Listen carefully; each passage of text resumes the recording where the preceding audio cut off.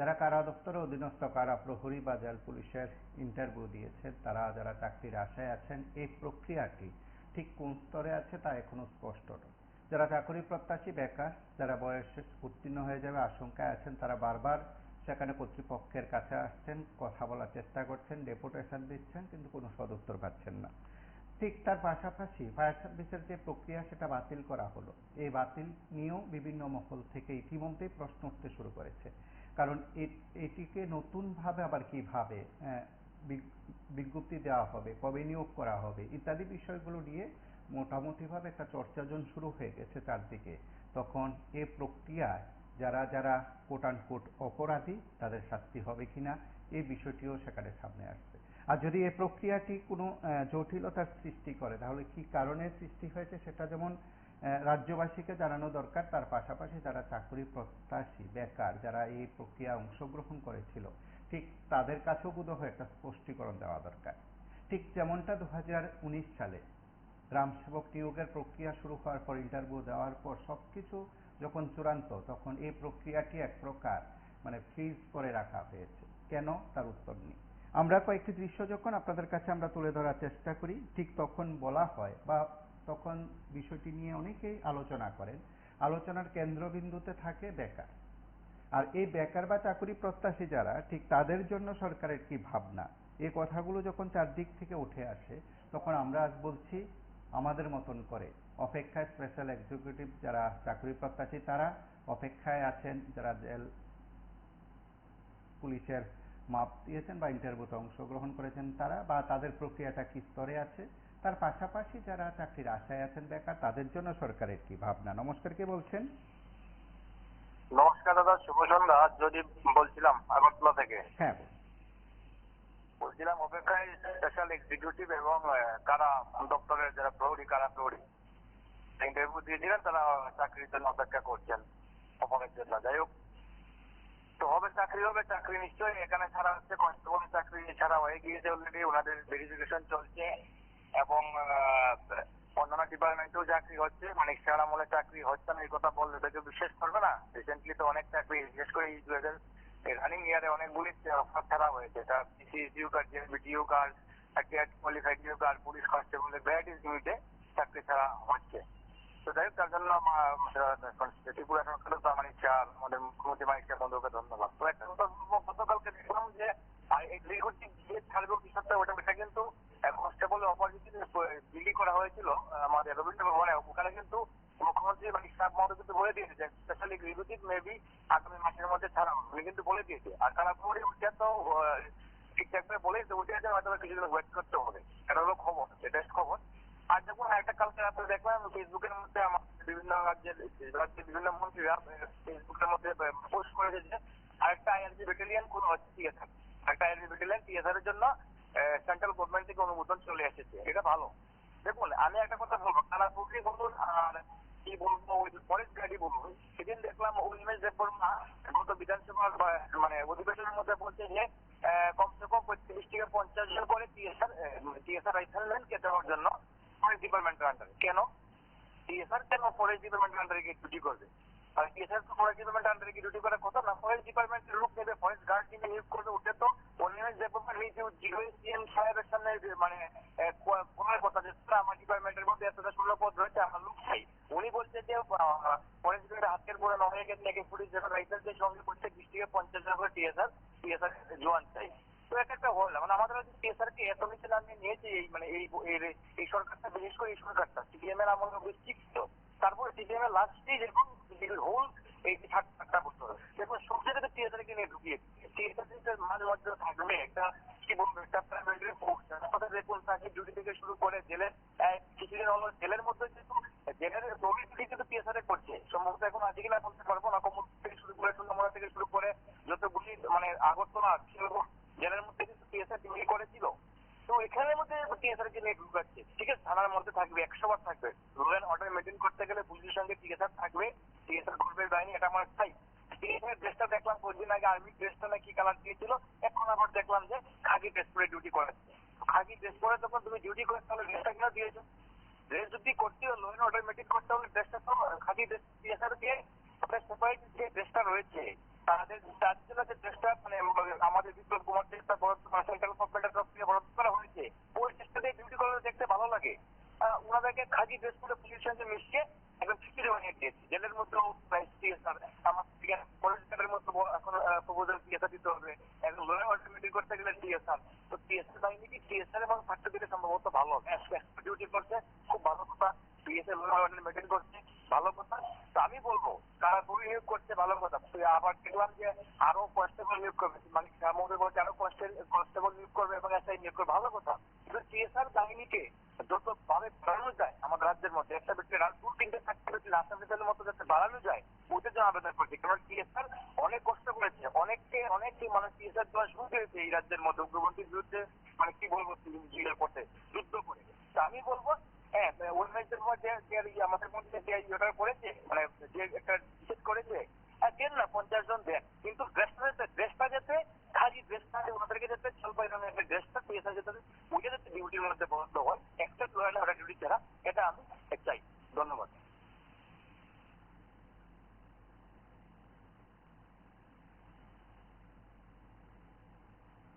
নমস্কার, কে বলছেন?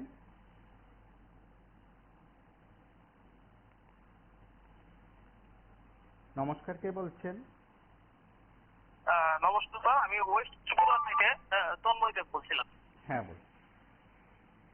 বলছিলাম স্যার, আপনাদের এই প্রোগ্রামের মাধ্যমে আমাদের মাননীয় মুখ্যমন্ত্রী স্যার মহাশয়কে আমি অসংখ্য ধন্যবাদ জানাতে চাই যে স্পেশাল এক্সিকিউটিভের যে কথা উনি বলেছিলেন গত 3 দিন আগে, কনস্টেবলের মেরিট লিস্ট, কনস্টেবলের যখন অফার দেওয়া হয়েছিল তখন বলেছিলেন। তো স্যারকে আমি অসংখ্য ধন্যবাদ জানাতে চাই যে স্পেশাল এক্সিকিউটিভের কথা তার ওনার মাথায় ছিল বা এখনো আছে।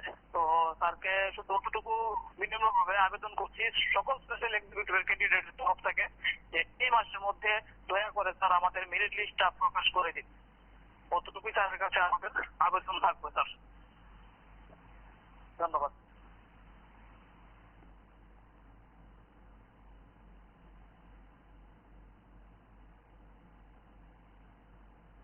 কর্মসংস্থান নিয়ে যেভাবে আমাদের রাজ্যের যুব সমাজ সহ আপামর জনগণকে বিভ্রান্ত করা হচ্ছে খুব পরিকল্পিতভাবে, এই সম্পর্কে ডিওয়াইএফআই এর রাজ্য সম্পাদক তত্ত্বভিত্তিক আলোচনা এই সাংবাদিক সম্মেলনে আপনাদের সামনে উপস্থিত করছেন। তো স্যার, আমি স্পেশাল এক্সিকিউটিভ আপনারা যে আজকে মানে যে অনুষ্ঠানটা স্পেশাল এক্সিকিউটিভ নিয়ে, তার জন্য আপনার ধন্যবাদ স্যার। আপনাদের মাধ্যমে আমি আমাদের প্রিয় মুখ্যমন্ত্রী স্যারকে একটা জিনিস বলতে চাই যে স্যার 2022 সালে আমরা আমাদের যে ইন্টারভিউ প্রসেসিং নভেম্বর মাসে 2022 আমরা জমা দিয়েছিলাম। আমরা 2022 ডিসেম্বর মাসে আমাদের যে জয়েনিং এর কথা ছিল, তো আচ্ছা যে কোনো কারণবশত এটা হয়নি। তারপর এটা আবার পুনরায় নিয়োগের জন্য আবার থানায় আমাদের ডাকানো হয়েছিল, নতুন করে আবার জমা দেওয়ার জন্য। তো তারপর ইন্টারভিউ হলো, কিন্তু আমাদের পুলিশ কনস্টেবল তাদের আগে আমাদের ইন্টারভিউ প্রসেসিং সব শেষ হয়ে গেছে, তারপরও আমাদেরটা এখনো হয়নি। যে জায়গায় প্রত্যেক দিন আমরা দেখতে পাচ্ছি, আপনাদের মাধ্যমে আমরা দেখতে পাচ্ছি প্রত্যেক দিন রোড অ্যাক্সিডেন্ট, প্রত্যেক দিন একটা না একটা কিছু। আর ত্রিপুরার যে পুলিশের সংখ্যা প্রচন্ড কম, থানাগুলিতে পুলিশ একবারে নেই বলে চলে। আমাদের যে এসপি ভাইদের যে প্রচন্ড হারে মানে ডিউটি করানো হচ্ছে, তারাও তাদের দুঃখটা বলে। তো যে জায়গায় স্পেশাল এক্সিকিউটিভের যে বড় একটা সংখ্যা, হ্যাঁ, এটা কিন্তু স্যার প্রচন্ড মানে খুব দ্রুত নেওয়া দরকার। হ্যাঁ, সবগুলো প্রসেসিং কমপ্লিট, কিন্তু কি কারণে নিচ্ছে না?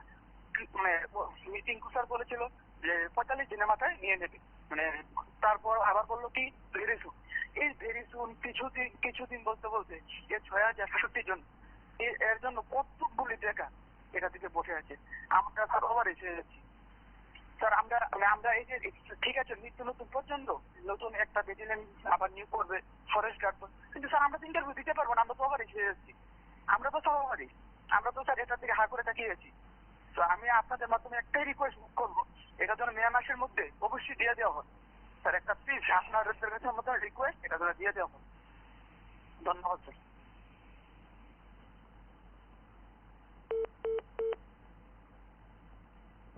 সম্মেলনে আপনাদের সামনে উপস্থিত করেছেন।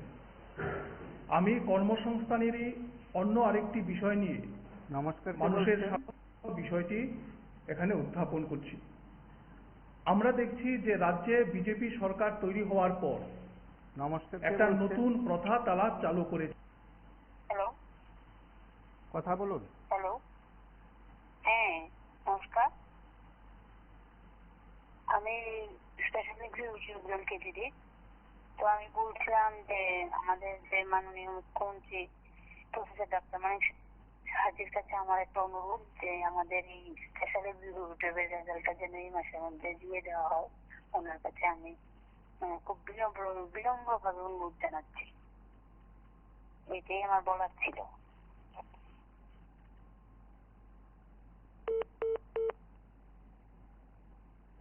প্রথা তারা চালু করেছেন, অনেক প্রথাই তারা চালু করছেন নতুন নতুন।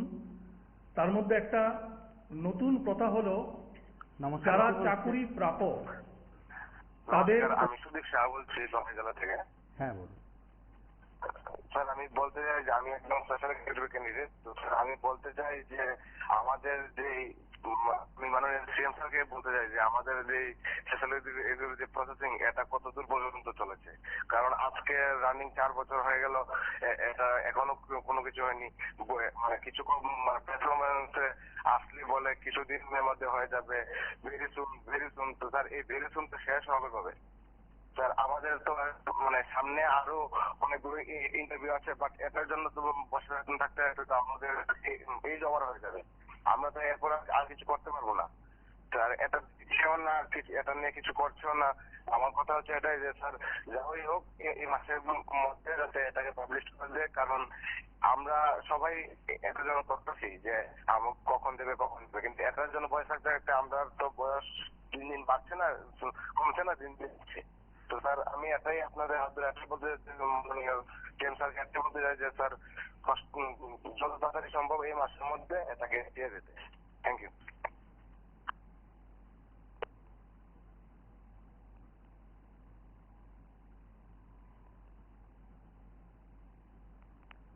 নমস্কার, কে বলছেন? আমি শিবাজনা ডিস্ট্রিক্ট থেকে স্পেশাল এক্সিকিউটিভ ক্যান্ডিডেট একজন বলছি। আমার নাম মানসী দাস। কথা হ্যালো। বলুন। কথা বলুন। হ্যালো। কথা বলুন। বলছিলাম সিএম স্যারের কাছে অনেক বিরতভাবে অনুরোধ রইল আমাদের যে এক্সিকিউটিভ রেজাল্টটা দিয়ে দেওয়ার জন্য। আমি চাই আপনাদের মাধ্যমে সেই কথাটা যেন স্যারের কাছে পৌঁছায়।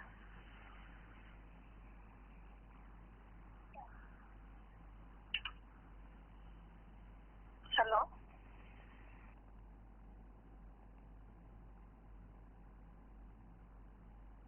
নমস্কার, কে বলছেন? নমস্কার, কথা বলুন। আমি বলছিলাম বিকি সাহা জিরানিয়া থেকে। হ্যালো। কথা বলুন। হ্যালো। কথা বলুন। হ্যালো।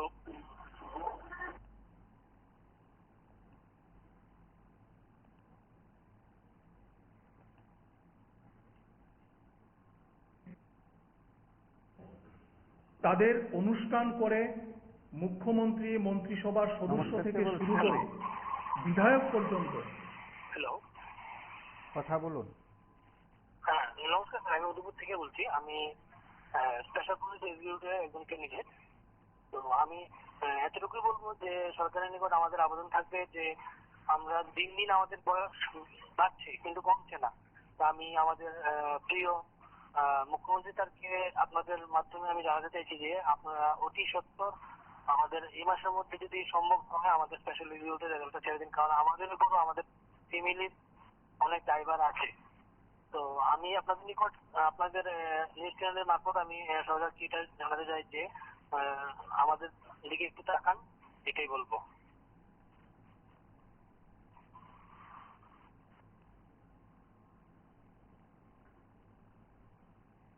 নমস্কার, কে বলছেন? হ্যালো। কথা বলুন। হ্যাঁ স্যার, নমস্কার। আমি একজন স্পেশাল ক্যান্ডিডেট, স্পেশাল এক্সিকিউটিভের একজন ক্যান্ডিডেট। স্যার, আজকে আমি মাননীয় মুখ্যমন্ত্রীদের কাছে একটাই কথা বলতে চাই যে এই মে মাসের মধ্যেই স্পেশাল এক্সিকিউটিভ চাকরিগুলা ছেড়ে দেওয়ার জন্য স্যার। এই চাকরির জন্য স্যার 6,66 জন ক্যান্ডিডেট অপেক্ষা করতেছে। এটা দিয়ে দিলে অনেক গরিব দুঃখ বেকারদের অনেক সুবিধা হবে। আমি মাননীয় মুখ্যমন্ত্রীদের কাছে একটাই কথা বলতে চাই, এই মে মাসের মধ্যে যেন এই স্পেশাল এক্সিকিউটিভ চাকরিগুলা ছেড়ে দেয়। ধন্যবাদ স্যার।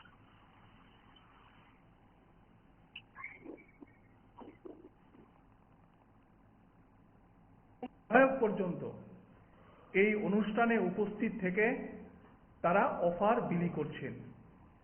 আমরা এই পদ্ধতির সম্পূর্ণ বিরোধিতা করছি। বলছেন, কারণ আমরা মনে করি এটা কথা বলুন। আমি একটি এসপিজিটি কোয়ালিফাইড ক্যান্ডিডেট।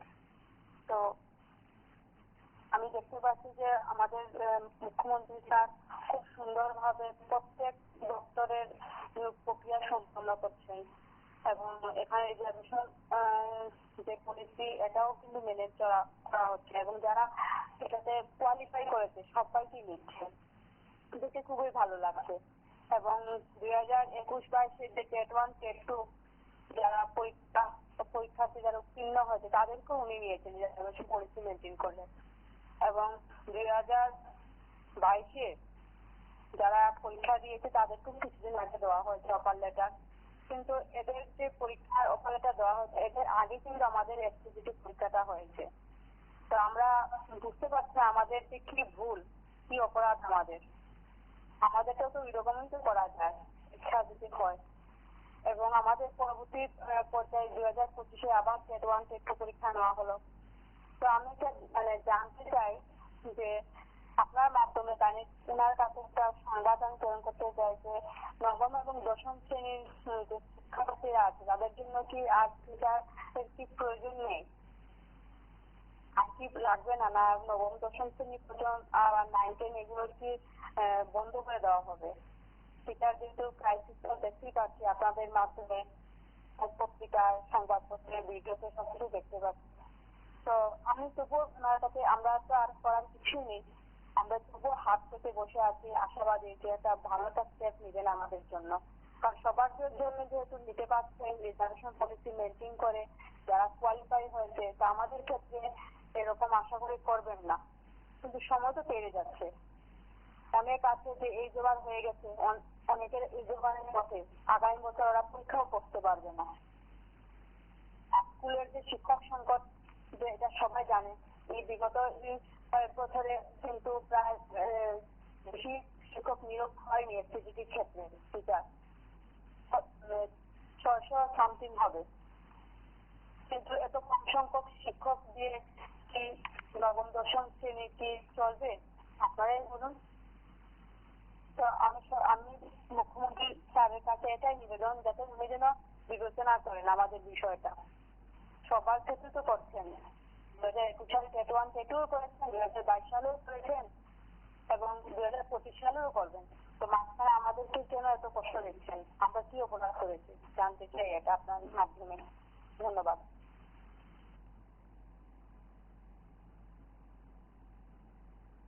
কারণ আমরা মনে করি এটা করা হচ্ছে রাজনৈতিক।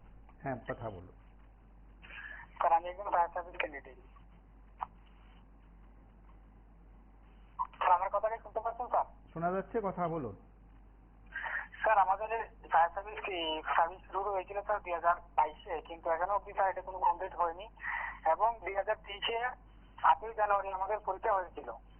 2024 গেল এবং 2025 হলো। 25-এর মধ্যে আমাদের এই এক্সামটা কিছু প্রায় 2 মাস আগে এটা ক্যান্সেল করা হলো এক্সামটা।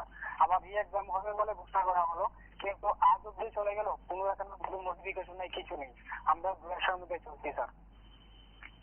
আজও কি আমাদের কি এক্সামটা কি হবে না হবে না সেটা নিয়ে আমরা চিন্তিত আছি স্যার। খুব কষ্ট করে স্যার আমাদের এই ফিজিক্যালটা ক্লিয়ার করলাম সবাই মিলে, কিন্তু আমরা ক্যান্ডিডেটরা এখন দিশাহারা হয়ে ঘুরছি।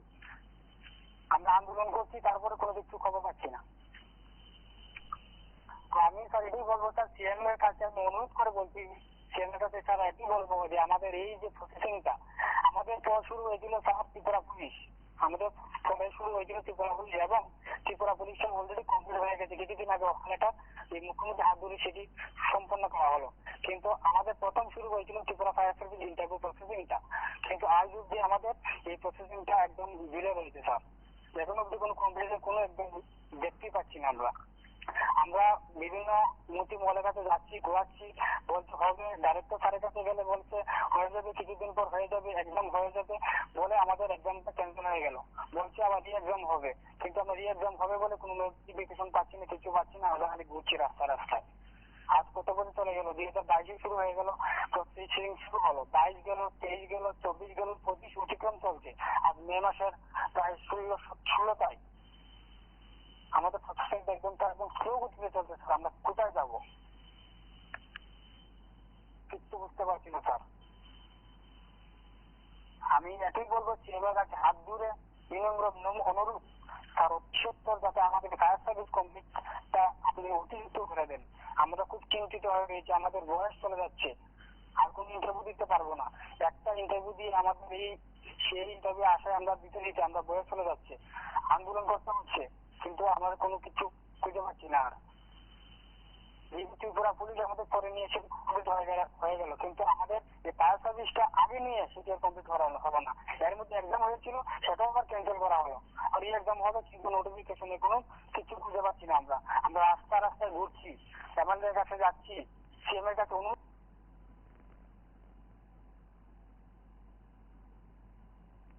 নমস্কার, কে বলছেন? হ্যালো নমস্কার, আমি বলছিলাম জিরানিয়া থেকে কি সাহা। হ্যাঁ বলুন। স্যার, আপনাদের মাধ্যমে আমি জানাতে চাই যে এখন বর্তমান সরকার হচ্ছে স্বচ্ছ নিয়োগ নীতি মেনে করছে, তাতে আমরা খুব খুশি, কিন্তু স্পেশাল এক্সিকিউটিভ যেটা 2022 থেকে প্রক্রিয়া চলছে, মুখ্যমন্ত্রী বলেছিল যে এই মানে 2024-এর দুর্গাপূজার আগে নাকি সেটা ছেড়ে দেবে, কিন্তু দুর্গাপূজার পর থেকে এখন পর্যন্ত শুধুমাত্র মাননীয় মুখ্যমন্ত্রী বলছেন কিছুদিন হয়ে যাবে, কিন্তু আমরা যারা আছি স্পেশাল এক্সিকিউটিভ প্রত্যাশী, আমাদের ভবিষ্যৎটা কোন জায়গায় সেটা মুখ্যমন্ত্রী মহোদয়ের কাছে আমরা দৃষ্টি আকর্ষণ করছি এবং চাইছি খুব তাড়াতাড়ি যেন সেটা ছেড়ে দেন। যেটা আপনাদের মাধ্যমে মাননীয় মুখ্যমন্ত্রীর কাছে আমাদের অনুরোধ।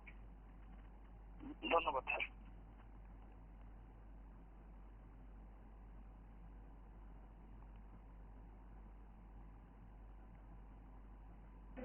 রাজনৈতিক স্বার্থে এবং প্রশাসনের মধ্যে দলতন্ত্র কায়েম করার জন্য পরিকল্পিতভাবে এই জিনিস করা হচ্ছে এবং একটা মেসেজ দেওয়ার চেষ্টা হচ্ছে যে আগামী দিনে চাকরি পাওয়ার পর তোমাকে দলের অনুগত সৈনিক হিসাবেই কাজ করতে হবে। এই কারণে আমরা সরকারের এই যে প্রথা বা পদ্ধতি তার বিরোধিতা আমরা করছি। প্রথমত যেটা বলতে চাই যে প্রথমে 10 বছর, তারপরে 25 বছর, দুই পর্যায়ে মোট 35 বছর আমাদের রাজ্যে সরকার চালিয়েছে বামপন্থীরা, এবং এই 35 বছরের বাম শাসনে আমরা জানি যে হাজার হাজার ছেলে মেয়ে নমস্কার, কে বলছেন? সরকারি চাকরি হয়েছে। হ্যালো, হ্যাঁ, কথা বলুন।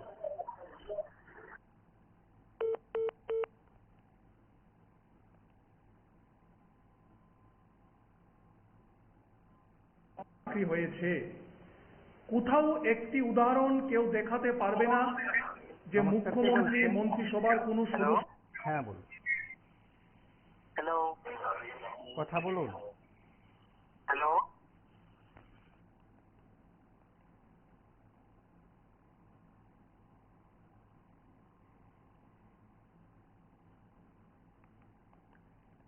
নমস্কার, কে বলছেন? নমস্কার, হ্যালো, কথা বলুন। শুনতে পাচ্ছেন? হ্যাঁ, শোনা যাচ্ছে। হ্যালো, শোনা যাচ্ছে। হ্যালো, শুনতে পাচ্ছেন?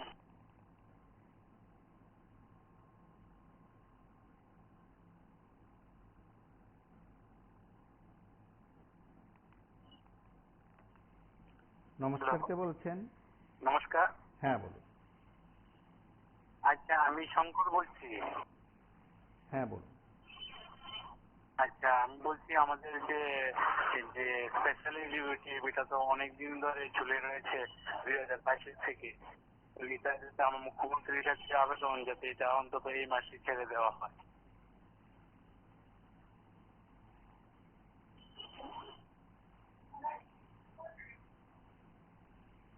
হ্যালো।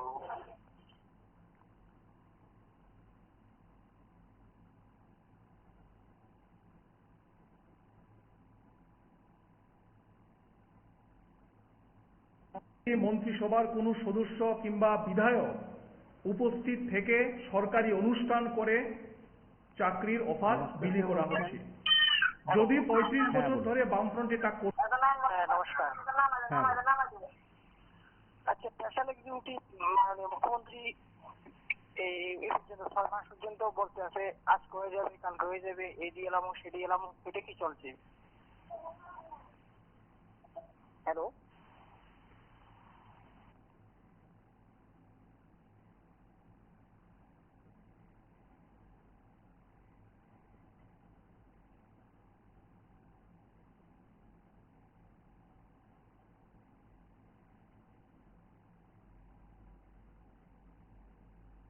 ধরে বামফ্রন্ট এটা করত, তাহলে প্রতিদিন একটা করে অনুষ্ঠান আগরতলার আস্তাবল ময়দানে করতে হতো। কারণ পরিসংখ্যান হচ্ছে রাজ্যে বামফ্রন্ট সরকার থাকার সময় প্রতিদিন গড়ে 11 জন করে। কথা বলুন। আমার নাম সুমিত স্যার, আমি দমা থেকে বলছি। স্যার, আমি স্পেশাল এক্সিকিউটিভ ক্যান্ডিডেট বলছি আমি। স্যার, আমি আপনার মাধ্যমে মাননীয় মুখ্যমন্ত্রীর কাছে একটা বক্তব্য রাখতে স্যার। এই মাসের ভিতরে যেন স্যার রেজাল্টটা পাবলিশ করে দেওয়া হয় স্যার। কেন স্যার আমার এই সভাটা এই কভার হয়ে গেছে স্যার। আমি কত আশা নিয়ে বলতাম স্যার যেন ওটা আমি একটা এই মাসের ভিতরে রেজাল্টটা আউট করে দেওয়া হয়। ধন্যবাদ স্যার।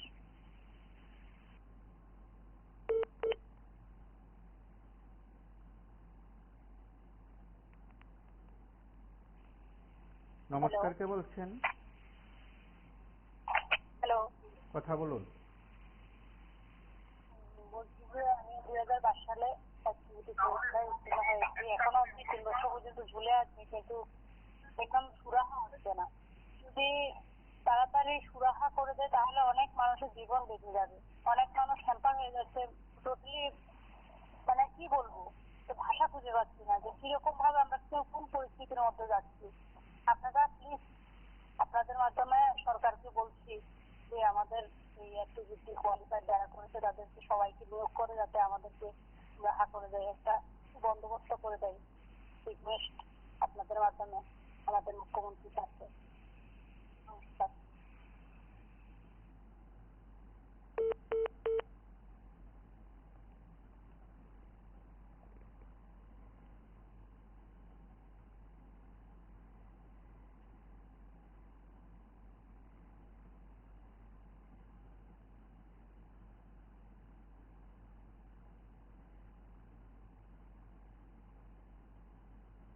এগারো জন করে বেকার ছেলে মেয়ের কর্মসংস্থানের ব্যবস্থা হতো। কিন্তু আজকে আমরা দেখলাম যে রাজ্যে বিজেপি সরকার তৈরি হওয়ার পর শুধুমাত্র প্রচারের জন্য, শুধুমাত্র বিজ্ঞাপনের জন্য এই জিনিস করা হচ্ছে। এবং সরকার এতটাই প্রচারপ্রিয়, পাড়ার সামাজিক অনুষ্ঠান থেকে শুরু করে, উৎসব থেকে শুরু করে এখন চাকরির অফার পর্যন্ত অনুষ্ঠান করে এগুলি বিলি করা হচ্ছে। স্যার নমস্কার। হ্যাঁ বলুন। আমরা 2022 সালে 22 তারিখে রিক্রুটমেন্ট শুরু হয়েছিল। পরে এক্সাম হয়েছিল, 2022 সালে এক্সাম হয়েছিল, এখন এক্সাম ক্যান্সেল হয়েছে, অনেক কিছু এক্সাম হয়েছে, এখন পর্যন্ত এক্সাম হচ্ছে না। আমরা তো এত বছর ধরে আশা করে বসে আছি, 4 বছর হয়ে গেছে। ওখানে তো আমরা যদি ইন্টারভিউ হয়, ট্রেনিং আছে, আমরা তো বয়স হয়ে যাচ্ছে, আর কতদিন বসে থাকি? স্যারের কাছে এতটুকু অনুরোধ তাড়াতাড়ি রিক্রুটটা কমপ্লিট করা হয়।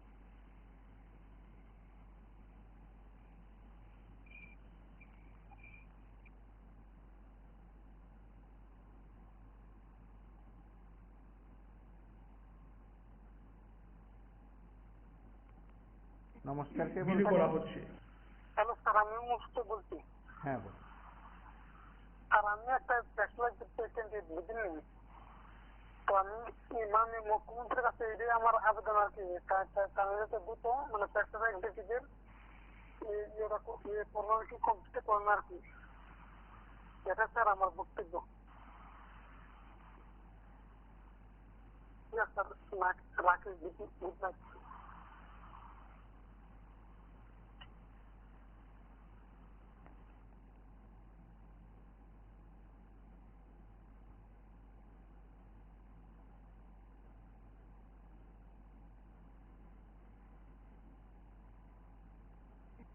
বিলি করা হচ্ছে। আমরা জানি যে মন্ত্রীরা কেউ সরকারি চাকরি করেন না, আবার তারাই বিভিন্ন দপ্তরের চাকরির অফার বিলি করছেন। মন্ত্রিসভার কাজ কি? মন্ত্রিসভার কাজ হচ্ছে নিয়োগ নীতি ঠিক করা, শূন্য পদ পূরণ করা হবে কিনা, কিংবা নতুন কোনো পদ তৈরি করা হবে কি। আমি স্যার শুভজিৎ সিনহা বলতেছি। হ্যাঁ, হ্যালো স্যার। হ্যাঁ বলুন। আমার একটা মানে কথা আছে স্যার, আমি বুঝতে পারিনি স্যার। আমি এই গতবার যে পুলিশের ইন্টারভিউ হয়েছে, সেখানে আমি পুলিশের ইন্টারভিউ মানে এই যেভাবে দিতে পারিনি আর কি। আমাদের যে মানে ওবিসি, আমরা সেন্ট্রাল অফিস হলে সেন্ট্রালের যে কোনো ইন্টারভিউ দিলে 3 বছর রিল্যাক্সেশন পাই আর কি। কিন্তু এই স্টেটের ক্ষেত্রে আমরা রিল্যাক্সেশন 3 বছর পাই না কেন, এটা আমি একটু জানতে চাইছিলাম। Hello sir.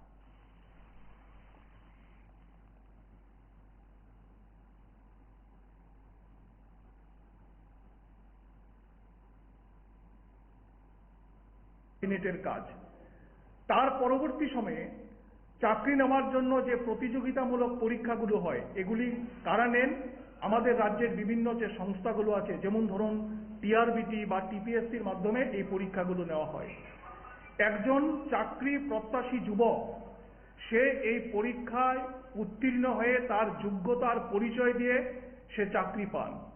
কিন্তু এমনভাবে সরকারি অনুষ্ঠান করে চাকরিগুলি প্রদান করা হচ্ছে, মনে হবে যেন যে তাদের প্রতি অনুকম্পা করা হচ্ছে, দয়া দাক্ষিণ্য দেখানো হচ্ছে এবং বিষয়টাকে দাতা এবং গ্রহীতার পর্যায়ে নিয়ে যাওয়া হয়েছে। আমরা সম্পূর্ণভাবে ডিওয়াইএফআই এবং টিওয়াইএফ তার বিরোধিতা করছি। মুখ্যমন্ত্রী থেকে শুরু করে মন্ত্রিসভার সদস্যরা প্রায়শই বলেন যে আমরা স্বচ্ছতার সাথে নিয়োগ করছি, আমাদের বেকার ছেলে মেয়েদের চাকরির জন্য নেতা মন্ত্রীদের বাড়িতে যেতে হয় না। আবার তারাই যখন অফার বিলি করছেন, একেবারে প্রচারের আলুতে থেকে বিধায়ক স্তর পর্যন্ত নেমে এসেছে এই অফার বিলি করার যে কাজ, এই কাজটি করার জন্য। আমরা আশঙ্কা প্রকাশ করছি আগামী দিনে হয়তোবা আমাদের দেখতে হবে এই রাজ্য। হ্যাঁ নমস্কার। হ্যাঁ বলুন। হ্যাঁ স্যার, আমি নয়চর থেকে কইতেছি। আমি ত্রিপুরা জেল পুলিশ ক্যান্ডিডেট। কথা বলুন। আমাদের জেল পুলিশের ফিজিক্যাল নেওয়া হয়েছিল 2022-এ, কিন্তু এখন পর্যন্ত আমাদের কোনো এক্সামের ঠিক ঠিকানা নেই। প্রায় 3 বছর 3.5 বছরের মতন হয়ে যাচ্ছে, আমাদের কোনো এখন এক্সামের কোনো মানে কোনো কন্ডাক্ট করা হচ্ছে না। আমাদের আমরা সবাই মিলে মুখ্যমন্ত্রীর কাছে এটাই অনুরোধ যে আমাদের এক্সামটা তাড়াতাড়ি কন্ডাক্ট করা হোক। আমরা পাচ্ছি না, দীর্ঘ 3 বছর অপেক্ষা করছি, আর পাচ্ছি না আমরা। বুঝলেন স্যার?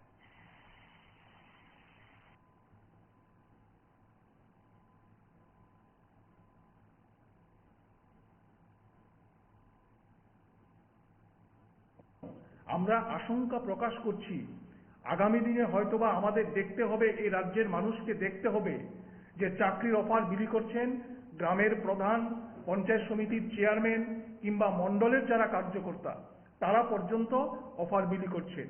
ফলে আমরা ডিওয়াইএফ টিওয়াইএফ এই প্রথার সম্পূর্ণ বিরোধিতা আমরা করছি এবং আমরা মনে করি এটা নীতিগতভাবে করা যায় না। সরকার এই রাস্তা থেকে সরে আসুক এবং যারা চাকরি প্রাপক, যারা অফার পেলেন, তাদেরকে যেন দলদাসে পরিণত করা না হয়। এবং সবচেয়ে আমরা অবাক হলাম, এই যে গত পরশুদিন পুলিশের কনস্টেবল পদে অফার দেওয়া হলো। পুলিশ হচ্ছে এমন একটা বাহিনী যারা নিরপেক্ষভাবে তারা তাদের দায়িত্ব পালন করবেন।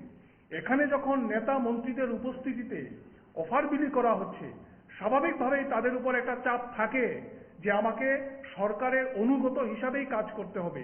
পুলিশ মানে কারু অনুগত না, পুলিশ মানে হচ্ছে আমাদের দেশের সংবিধানের অনুগত সৈনিক এবং আমাদের দেশের আইনের শাসন তৈরি করা, আমাদের রাজ্যে আইনের শাসন প্রতিষ্ঠিত করার জন্য পুলিশ তার ভূমিকা পালন করবে। সেখানে পর্যন্ত আমরা দেখলাম যে অনুষ্ঠান করে নেতা মন্ত্রীদের উপস্থিতিতে অফার বিলি করা হচ্ছে।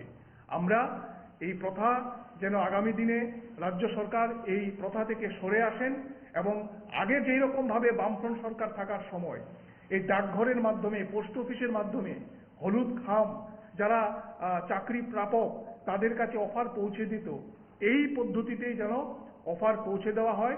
এই প্রথা সরকারকে মানতে হবে এবং আমরা এই বিষয়টি আপনাদের মাধ্যমে সমস্ত জনগণের কাছে। ডিস্ট্রিক্ট থেকে একজন স্পেশাল এক্সিকিউটিভ ক্যান্ডিডেট বলছি। হ্যাঁ বলুন। অনেক বছর ধরে স্যার স্পেশাল এক্সিকিউটিভটা ধরে আমরা অপেক্ষা করতেছি, কিন্তু এখনো মেরিট লিস্ট দেওয়া হয়নি। স্যার দয়া করে মাননীয় মুখ্যমন্ত্রী মানিক সাহাজিকে আমি আবেদন আছে আপনাদের মাধ্যমে তার স্পেশাল এক্সিকিউটিভটা মেরিট লিস্টটা শীঘ্রই দেওয়া হবে। স্যার ধন্যবাদ।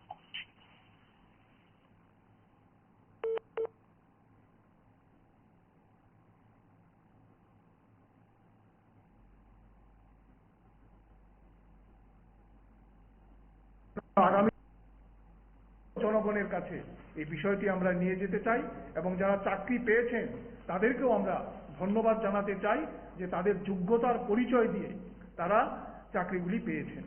নেতা মন্ত্রীদের উপস্থিতিতে অফার বিলি করা হচ্ছে।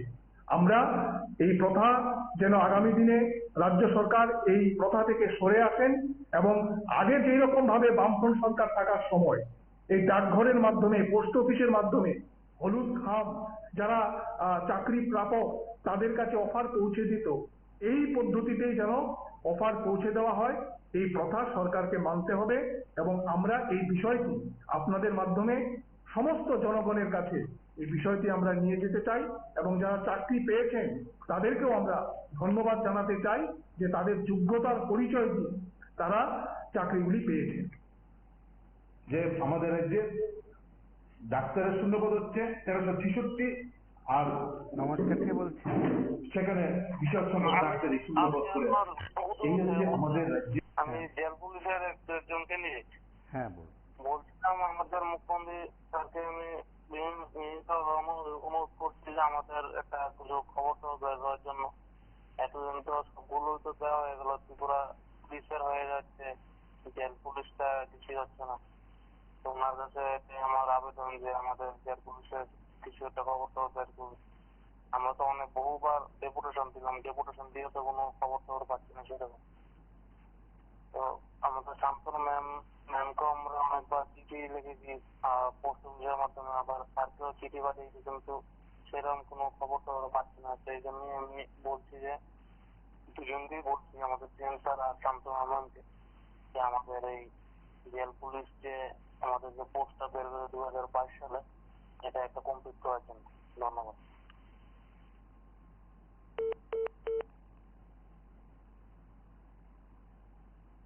এই হচ্ছে আমাদের রাজ্যের অবস্থা। ইঞ্জিনিয়ার নিয়োগ 2017 সালে বামফ্রন্ট সরকার যখন ছিলেন লাস্ট আমাদের রাজ্যে ইঞ্জিনিয়ার নিয়োগ হয়েছে। 2017 সালের পর 2025 সালে আমরা এসে পড়েছি। 7 বছর অতিক্রান্ত, 8 বছর পর হচ্ছে এই সরকার আসার পর একজন ইঞ্জিনিয়ার নিয়োগ হয়নি। এবং আমরা দেখেছি এই তথ্য যে তথ্যগুলো দিয়েছেন বিধানসভায়, সেখানে শুধুমাত্র যে তথ্য দিয়েছেন সেখানেই শুধু ইঞ্জিনিয়ার শূন্যপদ হচ্ছে 1619টা শূন্যপদ ইঞ্জিনিয়ারের শূন্যপদ। এবং এখানে চিফ ইঞ্জিনিয়ার থেকে গ্রেড 2 জুনিয়র অ্যাসিস্ট্যান্ট ইঞ্জিনিয়ার পর্যন্ত। এই তথ্যটা হচ্ছে 1619। আমাদের যে ইঞ্জিনিয়ার নিয়োগ সম্পূর্ণ বন্ধ। কতগুলো engineering college, NIT, TIT, polytechnic college আছে, আমাদের প্রাইভেট বেসরকারি কতগুলো ইঞ্জিনিয়ারিং কলেজ খুলেছেন, হাজার হাজার ছেলে মেয়ে ইঞ্জিনিয়ারিং পাস করে বেরোচ্ছেন, তাদের চাকরির দরজা সম্পূর্ণভাবে বিজেপি সরকার বন্ধ করে দিয়েছে। আমাদের রাজ্যের 1600 জন বেকার নার্স আর চিকিৎসক বেকারে বসে আছেন, পাস করে বেকার, কিন্তু 1366টা পোস্ট হচ্ছে ভ্যাকেন্সি পড়ে আছে। 1366টা ভ্যাকেন্সি পোস্ট। বেকার নার্সের সংখ্যা আমাদের রাজ্যে মাত্র 1006 জন। এই 1006 জনকে পর্যন্ত নিয়োগ করছেন। কেন? আমরা প্রশ্ন করতে চাই, মাননীয় চিকিৎসক যখন মুখ্যমন্ত্রী হয়েছেন তখন আগরতলার প্রধান রেফারেল হসপিটাল জিবি হাসপাতালে টর্চের আলোতে চিকিৎসা করতে হয়। খোয়াই হাসপাতালে ঘন্টার পর ঘন্টা অপারেশন থিয়েটারে মোমবাতি জ্বালিয়ে চিকিৎসকদের কাজ করতে হয়। হাসপাতালে ছাদ থেকে পরে আত্মহত্যা করেন। কি চলছে এই স্বাস্থ্য পরিষেবা? আমরা অবাক হচ্ছি। আমরা দেখছি এই যে মানুষকে প্রতিদিন বিভ্রান্ত করছে। 51,000 শূন্যপদ যে পড়ে আছে, মমতা আছেন সরকারের সঙ্গে, নাটক করার জন্য গাড়ি নিয়ে বেরুন, এই যে মমতার সুপ্রিমো বলে তিনি সব বুঝেন আর সব করেন, কোন সময় কি নাটক করেন। আর আছেন আইপিএফটি জন্মলগ্ন থেকে বিজেপির সঙ্গে। এই যে 51,000 পোস্টে 31% এসটি রিজার্ভেশন যদি হয়, 15,800টা পোস্টে চাকরি পাবেন এসটি ছেলে মেয়েরা। 15,800 পোস্ট শুধু রিজার্ভেশনে, 31% রিজার্ভেশনে এসটি ছেলে মেয়েরা চাকরি পাবেন। একটা কথা বলছেন কোনোদিন বেকারদের সাথে? না প্রদ্যুৎ কিশোর, না মমতার কোনো দল, না অনিমেষ দেববর্মা, না আইপিএফটি নেতা, না শুক্লাচরণ ত্রিপুরা। মন্ত্রিসভায় আছেন তারা, 2 জন মন্ত্রী আছেন, মমতা থেকে একজন, আইপিএফটি থেকে একজন অর্ধমন্ত্রী আছেন মমতা থেকে। এই রিজার্ভেশন যদি 31 রিজার্ভেশনে 51,000 পোস্টের এগেইনস্টে 15,800 জনের উপর এসটি ছেলেমেয়ের চাকরি পাওয়ার কথা, এই ছেলেমেয়েরা চাকরি পাচ্ছেন না, একটা শব্দ সেখানে উচ্চারণ করছেন না। আমরা এই প্রশ্নে দেখছি যে চাকরি যে হচ্ছে না, আরো বিপজ্জনক দিক হচ্ছে। প্রতি বছর 3,500 থেকে 4,000 পোস্ট এবলিস্ট হচ্ছে, কারণ 1 বছর পর পোস্ট গুলা নিজে নিজে এবলিস্ট হয়, ভবিষ্যতে সেখানে চাকরি কোনো সুযোগ সেখানে থাকছেন না। মুখ্যমন্ত্রী নানা কথা বলছেন, অপার হাতে অনৈতিকভাবে অপার হাতে তুলে দিয়ে। আমরা মাননীয় মুখ্যমন্ত্রীকে জিজ্ঞেস করতে চাই, 2019 সালে জিআরএস এর পরীক্ষা হয়েছে, ফলটা কেন প্রকাশ করছেন না? তারা বেকাররা পকেট থেকে টাকা দিয়ে ফর্ম ফিল আপ করেছেন 350, 400, 450 টাকা দিয়ে। 1 লক্ষাধিক ছেলে মেয়ে আপনাদের ফান্ডে টাকা জমা দিয়েছে, সরকারের কোষাগারে ফর্ম ফিল আপ করেছেন। 2019 সালে পরীক্ষা হয়েছিল, ফলাফলটা প্রকাশ করছেন। এসটিজিটির পরীক্ষা হয়েছে 2022 সালে, 2025 সাল মে মাস, ফলাফল দিচ্ছেন না। টিআরবিটি বলছেন কোর্টে কেস। কোর্টটা কেন কোর্টের মধ্যে গিয়ে এই ঝামেলাটা বাঁধাচ্ছেন? কেন মীমাংসা করছেন না? সরকার হাতে সবটা আছে। সরকার পরিকল্পিতভাবে কোর্টের দরজায় ধাক্কা দিয়ে সেখানে শিক্ষক নিয়োগ থেকে হাত গুটিয়ে রাখছে। এসটিপিজিটি 2022 সালে কয়েকজন নিয়োগ হয়েছিল, তারপর এসটিপিজিটি সম্পূর্ণ নিয়োগ বন্ধ। এসটিপিজিটি শিক্ষকের প্রতিটা স্কুলে সেখানে নিয়োগ নেই। ফায়ার সার্ভিস নিয়োগ প্রক্রিয়া প্রায় সম্পূর্ণ। আমরা বলছি বাতাসে খবর যে নিয়োগের আগেই চূড়ান্ত নৈতিক অনেক কিছু প্রকাশ্যে সামনে এসে পড়েছিল, তড়িঘড়ি ফায়ার সার্ভিসের নিয়োগটা বাতিল করলেন। কেন ঝুলিয়ে রাখলেন বেকারদের সামনে? জেল পুলিশ 354টা পোস্ট, কোনো খবর নেই। 354টা পোস্টের কোনো খবর নেই। যারা ইন্টারভিউ দিয়েছেন তারা কিছুদিন পর পর এসে ধর্ণা দেন, তাদের কথাটা পর্যন্ত মাননীয় মুখ্যমন্ত্রী শুনছেন না। পিআই এবং পিইটি ফিজিক্যাল ইনস্ট্রাক্টর এবং ফিজিক্যাল এডুকেশন টিচার নিয়োগ নিয়ে সম্ভবত 30 থেকে 40 বার প্রেস মিট করেছেন মন্ত্রী সুশান্ত এবং চৌধুরী এবং রতনলাল নাথ। 30 থেকে 35টা প্রেস মিট করেছেন। কিছুদিন পর পরে পিআই আর পিইটি নিয়োগের প্রেস মিট করে। আমাদের রাজ্যে নতুন করে অনৈতিকভাবে সংকীর্ণ রাজনৈতিক স্বার্থে বেকারদের যারা কর্মপ্রার্থী কর্মপ্রত্যাশী হয়ে কর্ম পাচ্ছেন তাদেরকে মিসগাইডেড করার জন্য সংকীর্ণ রাজনৈতিক দলীয় স্বার্থে বিজেপি যে কাজটা করছেন, এই সম্পর্কে আমাদের রাজ্য সভাপতি পলাশ ভৌমিক বলবেন। তার আগে শূন্যপদ সংক্রান্ত বিষয় আমরা দেখছি তথ্যভিত্তিক যে কয়েকটা আমাদের কথা বলা। আমাদের রাজ্যের বিধানসভাতে 2019 সালের 3 সেপ্টেম্বর আমাদের বিধায়ক, তৎসময়ের বিধায়ক সুদম দাস প্রশ্ন করেছিলেন বিধানসভায়। তার উত্তরটা দিয়েছিলেন সেপ্টেম্বর 3 তারিখ 2019 সাল, বিজেপি সরকার প্রতিষ্ঠিত হওয়ার মাত্র 1 বছর পর, যে শূন্যপদ কত কোন ডিপার্টমেন্টে, সেই শূন্যপদের তালিকা সেদিন বিধানসভায় তুলে ধরেছিলেন এবং কোন ডিপার্টমেন্টে কত শূন্যপদ আছে সেই সংখ্যাটা তথ্যভিত্তিক বিধানসভায় সুদম দাসের প্রশ্নের উত্তরে, এবং 2 জন প্রশ্ন করেছিলেন, এক হচ্ছে সুদম দাস এবং দিবাচন্দ্র রাঙ্গল, তাদের প্রশ্নের উত্তরে সেদিন বিধানসভায় নমস্কার, কে বলছেন? সরকার জানিয়েছেন হ্যালো স্যার, আমি আমাদের রাজ্যে হ্যাঁ, বলুন। স্যার আমাদের স্পেশাল এক্সিকিউটিভ স্যার 2022 সালে নেওয়া হয়েছিল স্যার। 22 সালে নেওয়া হয়েছিল বলতে স্যার 22 সালে আমাদের অ্যাপ্লাই করা হয়েছিল। অ্যাপ্লাই করার জন্য বলেছিল 2022 সালে নভেম্বর মাসে। স্যার তার 2024 সালে আমাদের ইন্টারভিউ নেওয়া হয়েছিল, ইন্টারভিউ নেওয়া হয়েছিল। স্যার এখন পর্যন্ত স্যার আমাদের এখনো স্পেশাল এক্সিকিউটিভের মেরিট লিস্ট প্রকাশ করা হয়নি। স্যার আমরা কতদিন অপেক্ষা করবো?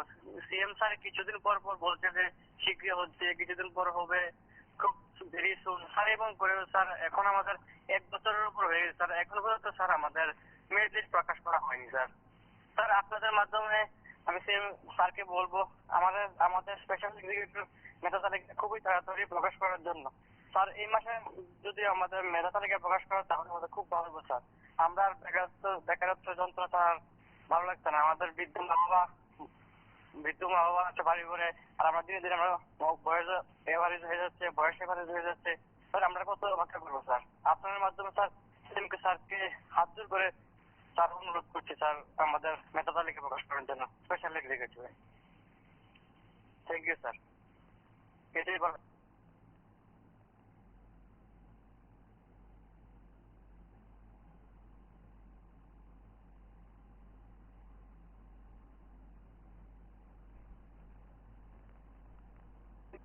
আমাদের রাজ্যে শূন্য পদের সংখ্যা হচ্ছে 17,900। এটা হচ্ছে বিধানসভায় দেওয়া বিজেপি সরকারের তথ্য, 17,900। এই যখন চলতি অধিবেশন চললো, গত মার্চ মাসে যে অধিবেশন শুরু হয়েছিল, আপনারা শুনলেন বিভিন্ন 21 জায়গা থেকে প্রতিনিধি হয়ে হয়তো চাকরি প্রত্যাশীরা কথা বলছিলেন। তারা তাদের বক্তব্যের কথা জানিয়েছেন, অনেকে তাতে সমর্থন করেছেন বা আরো অনেকে মতামত দিয়েছেন। সেদিক থেকে সরকার কি করবে সেটা সরকারই জানে, কিন্তু চাকরি প্রত্যাশীরা সরকারের ঘোষণার অপেক্ষা রয়েছে। আজ এ পর্যন্তই। নমস্কার, শুভরাত্রি।